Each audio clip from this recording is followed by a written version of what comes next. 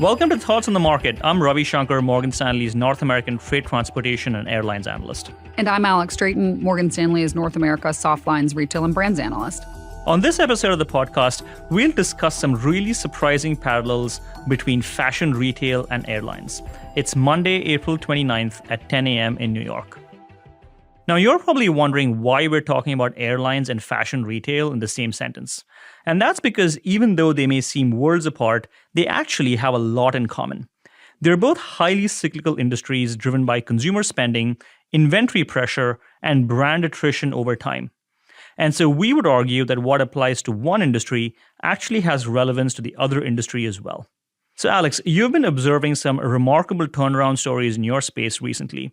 Can you paint a picture of what some fashion retail businesses have done to engineer a successful turnaround? Maybe go over some of the fundamentals first. What I'll lead with here is that in my North America apparel retail coverage, turnarounds are incredibly hard to come by, to the point where I'd argue I'm skeptical when any business tries to architect one. And part of that difficulty directly pertains to your question, Ravi, the fundamental backdrop of the industry. So what are we working with here? Apparel is a low single-digit growing category here in North America, where the average retailer operates at a mid-single-digit plus margin level. This is super meager compared to other more profitable industries that Ravi and I don't necessarily have the joy of covering. But part of why my industry is characterized by such low operating performance is the fact that there are incredibly low barriers to entry in the space. And you can really see that in two dynamics. The first being how fragmented the competitive landscape is. That means that there are many players as opposed to consolidation across a select few. Just think of how many options you have out there as you shop for clothing and then how much that has changed over time.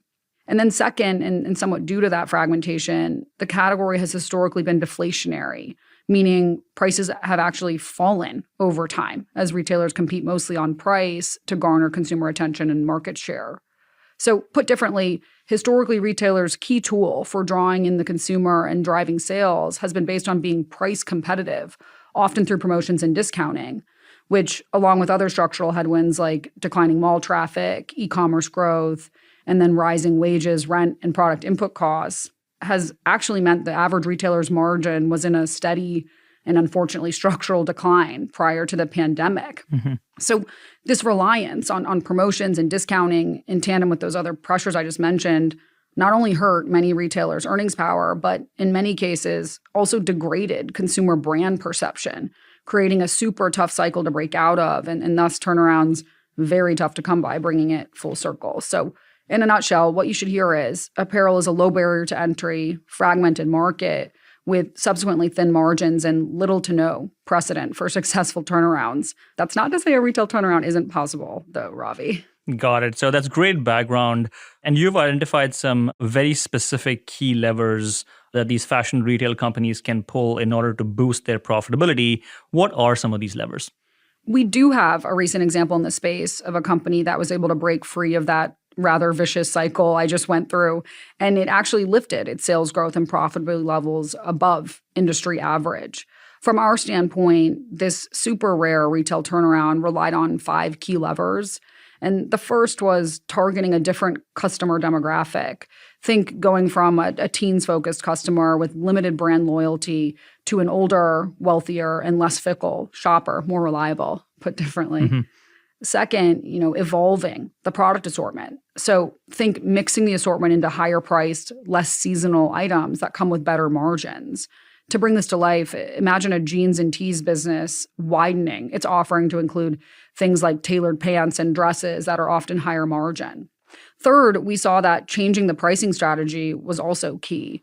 You can retrain or reposition a brand as not only higher price through the 2 levers I just mentioned, but also try and be less promotional overall. This is arguably, from my experience, one of the hardest things for a retailer to execute over time. So this is the thing I would typically, red flag if you hear it.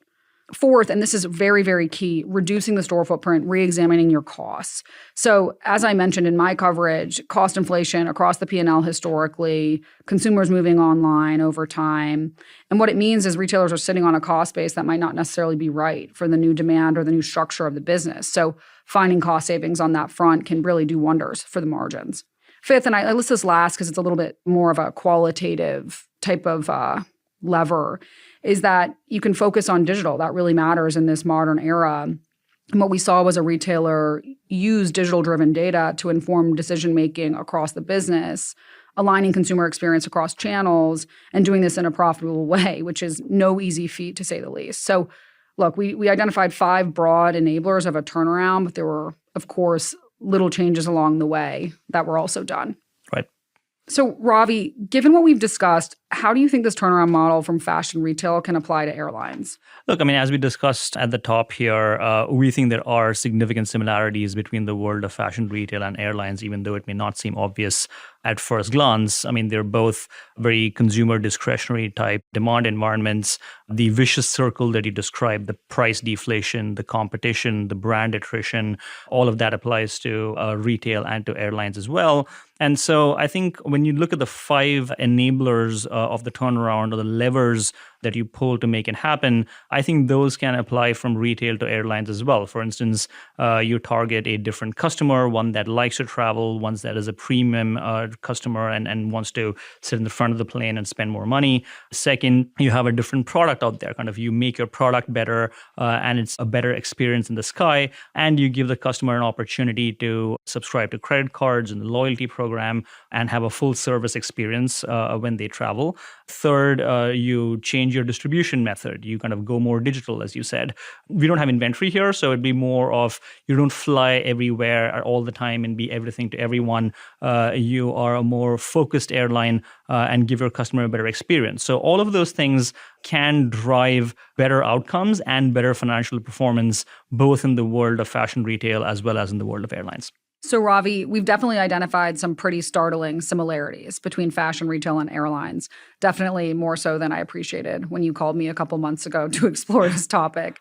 So with that in mind, what are some of the differences and challenges to applying to airlines, a playbook taken from the world of fashion retail? Right. So look, I mean, they are obviously very different industries, right? For instance, clothing is a basic human staple. Air travel and going on vacations is not. It's a lot more discretionary.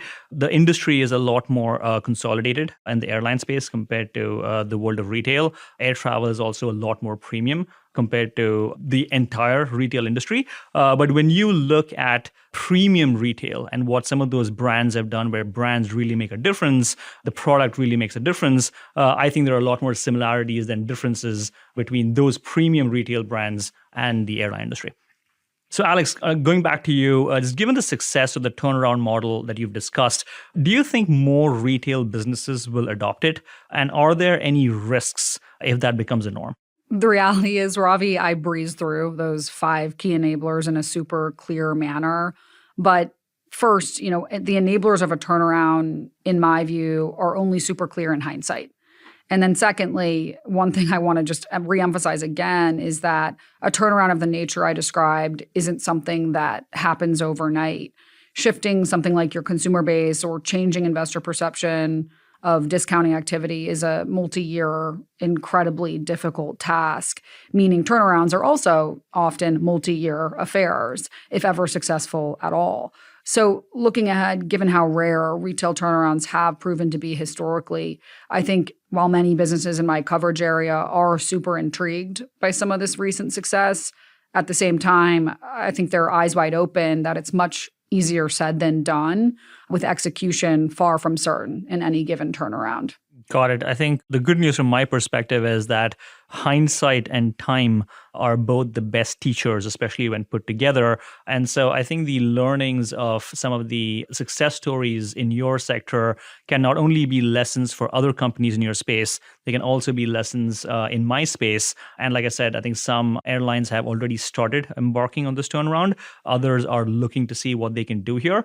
And I'm sure, again, best practices and lessons can be shared from one sector to another. So Alex, thanks so much for taking the time to talk to us today. It was great to speak with you, Ravi. And thanks for listening. If you enjoy Thoughts on the Market, please leave us a review wherever you listen to the show and share the podcast with a friend or colleague today.